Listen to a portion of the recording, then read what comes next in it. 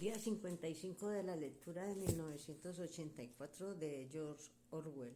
Y guardar su odio en su interior como una bola de materia que formase parte y al mismo tiempo estuviese desconectada de él, como un quiste. Un día decidirán matarle, no habría forma de saber cuándo, pero unos segundos antes tal vez fuese posible intuirlo. Siempre lo mataban a uno por la espalda mientras iba por un pasillo, 10 segundos bastarían. En ese tiempo podía darle la vuelta al mundo en su interior y luego de pronto, sin decir una palabra, sin detener sus pasos, sin modificar en lo más mínimo la expresión de su cara, se despojaría del camuflaje y ¡bam! Se disparan los cañones de su odio. El odio lo inundaría como una llamarada rugiente y gigantesca, y casi en el mismo instante ¡bam! Saldría la bala demasiado tarde o demasiado pronto. Le habrían volado los sesos antes de adueñarse de su cerebro. El pensamiento herético quedaría sin castigo. No se había arrepentido y estaría fuera de su alcance para siempre. El disparo había abierto una brecha en su propia perfección, morir odiándolos. En eso consistía la libertad. Cerró los ojos. Era más fácil que aceptar la disciplina intelectual. Tenía que degradarse y mutilarse, tenía que sumergirse en la porquería más repugnante, que era lo más horrible y repulsivo. Pensó en el hermano mayor, su enorme rostro, siempre lo había visto en los carteles e imaginaba que tenía 1 metro de anchura. Con su espeso bigote negro y los ojos que te seguían a todas partes, pareció flotar hasta su imaginación por voluntad propia. ¿Cuáles eran sus verdaderos sentimientos por el hermano mayor? Se oyeron las pisadas de las botas en el pasillo. La puerta de acero se abrió de golpe. O'Brien entró en la celda. Detrás estaba el oficial de rostro serio y los guardias uniformados de negro.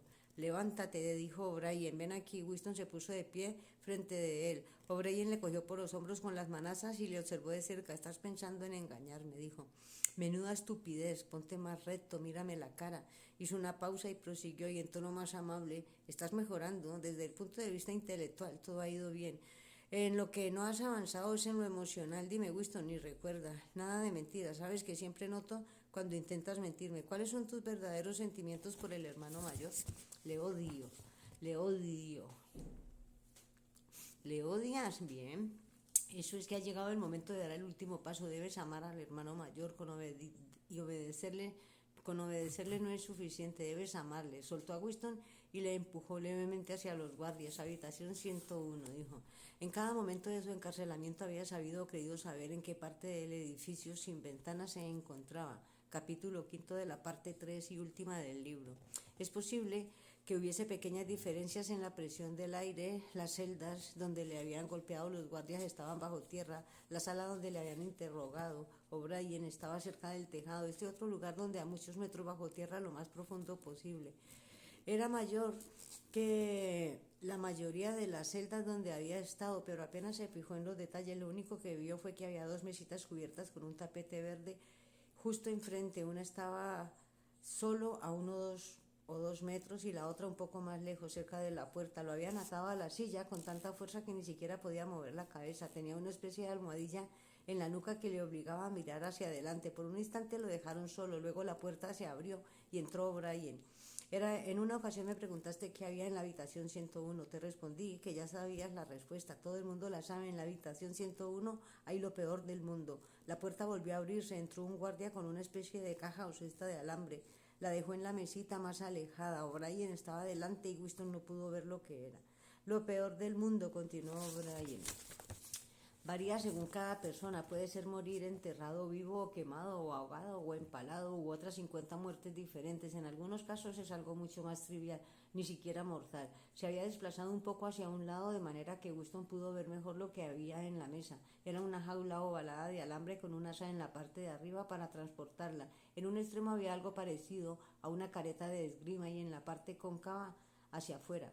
Aunque se hallaba a 3 o 4 metros de distancia, vio que la jaula estaba dividida en 2 compartimientos y que cada uno de ellos había una especie de animal. Eran ratas.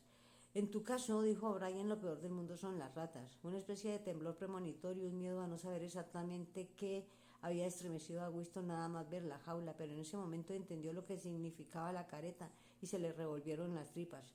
No puedes hacer eso, si yo con la voz quebrada. No puedes, es imposible. ¿Recuerdas? preguntó O'Brien en el momento de pánico que repetía tantos en tus sueños. Tenías delante una pared oscura y notabas un zumbido en los oídos. Había algo terrible al otro lado de la pared. Sabías lo que era, pero no te atrevías a sacarlo a la luz. Eran ratas. O'Brien, dijo Winston haciendo un esfuerzo por dominar su voz. Sabes que esto no es necesario. ¿Qué quieres que haga? O'Brien no respondió directamente, luego adoptó, como hacía a veces, aquel tono de maestro de escuela. Miró pensativo a lo lejos como si se dirigiese a un público que estuviera detrás de Winston.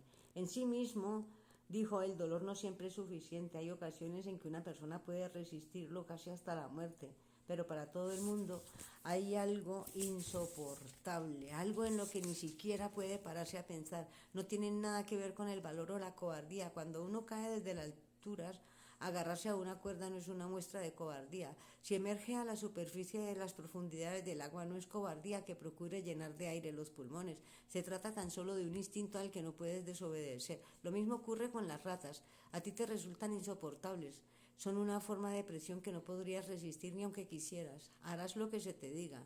Pero ¿qué es? ¿Qué es? ¿Cómo voy a hacerlo si no sé lo que es? O'Brien cogió la jaula, la llevó a la otra mesa y le dejó con cuidado sobre el tapete verde. Winston oía la sangre que le zumbaba en los oídos. Tenía la sensación de estar totalmente solo. Se encontraba en mitad de una vasta llanura, un desierto inundado de sol en el que todos los sonidos llegaban desde distancias inmensas. Sin embargo, la jaula de las ratas estaba a menos de 2 metros. Eran ratas enormes. Tenían esa edad en que tienen el hocico romo y feroz y el pellejo pardo en lugar de gris. Las ratas, prosiguió O'Brien, dirigiéndose todavía a su público invisible, pese a ser roedores, son carnívoras. Ya lo sabes, habrás oído contar lo que ocurre en los barrios pobres de la ciudad. Hay calles en las que a ninguna mujer se le ocurriría dejar a su bebé solo en casa ni 5 minutos. Las ratas le atacarían. En muy poco tiempo no quedaría más que los huesos. También atacan a la gente enferma o moribunda. Tienen una sorprendente inteligencia para percibir cuando alguien está indefenso. Se oyeron unos chillidos procedentes de la jaula. A Winston le parecieron muy lejanos. Las ratas se estaban peleando, estaban intentando romper la separación del alambre. También oyó un profundo gemido desesperado que también parecía llegar de afuera. O'Brien cogió la jaula y accionó un mecanismo. Se oyó un chasquido seco. Winston hizo un esfuerzo frenético por soltarse de la silla. Fue inútil, estaba totalmente inmovilizado, ni siquiera podía mover la cabeza. O'Brien acercó la jaula. Estaba a menos de 1 metro del rostro de Winston. He accionado el primer resorte, dijo. Ya sabes cómo está construida la jaula. La careta se ajustará a tu cara sin dejar resquicio. Cuando accione este otro resorte, la puerta se abrirá. Estos bichos hambrientos serán disparados como balas. ¿Has visto una rata saltar por el aire? Saltarán hacia tu cara y empezarán a mordisquearla. Unas veces atacan primero a los ojos, otras roen primero las mejillas y luego devoran la lengua. La jaula va más cerca, se estaban acercando. Winston oyó una serie de chillidos agudos que parecían proceder del aire por encima de su cabeza, pero luchó con todas sus fuerzas contra el pánico. Pensar, aunque fuese solo un segundo, pensar era la única esperanza. De pronto el olor mohoso y repugnante de los animales alcanzó las aletas de su nariz. Sintió una violenta arcada y a punto estuvo de perder el conocimiento. Todo se había oscurecido por un instante. Winston se convirtió en un animal que chillaba enloquecido. No obstante, salió de la oscuridad aferrándose a una idea. Solo había un único modo de salvarse. Debía poner a otra persona, el cuerpo de otro ser humano, entre él y las ratas. El círculo de la careta era lo bastante grande para ocultar a la vista todo lo demás. La puerta de alambre estaba a un par de palmos de su rostro. Las ratas sabían lo que se avecinaba. Una de ellas saltaba arriba y abajo. La otra, una vieja veterana de las alcantarillas, se había puesto de pie, con las patas rosadas contra los barrotes, y husmeaba el aire con ferocidad. Winston vio sus bigotes y sus dientes amarillos. De nuevo se dejó dominar por el pánico y la oscuridad. Estaba ciego, impotente y aturdido. En la China imperial era un castigo corriente, dijo O'Brien, tan didáctico como siempre. Estaban ajustándole la careta, el alambre le rozó las mejillas y de pronto, no fue un alivio, solo una esperanza, un minúsculo fragmento de esperanza. Tal vez fuese demasiado tarde, pero había comprendido de repente que solo había una persona a quien pudiera transferir su castigo. Su cuerpo, que podía colocar entre él y las ratas, empezó a gritar frenéticamente una y otra vez.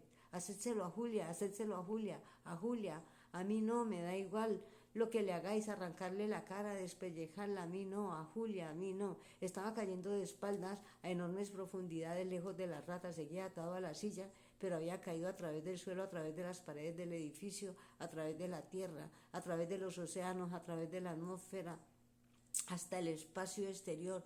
y la vastedad de las estrellas, lejos, lejos, lejos de las ratas. Estaba a años luz de distancia, pero Brian seguía de pie a su lado, seguía notando el frío contacto del alambre contra sus mejillas. No obstante, a través de la oscuridad que lo rodeaba, oyó un chasquido metálico y supo que la puerta de la jaula no se había abierto, sino que se había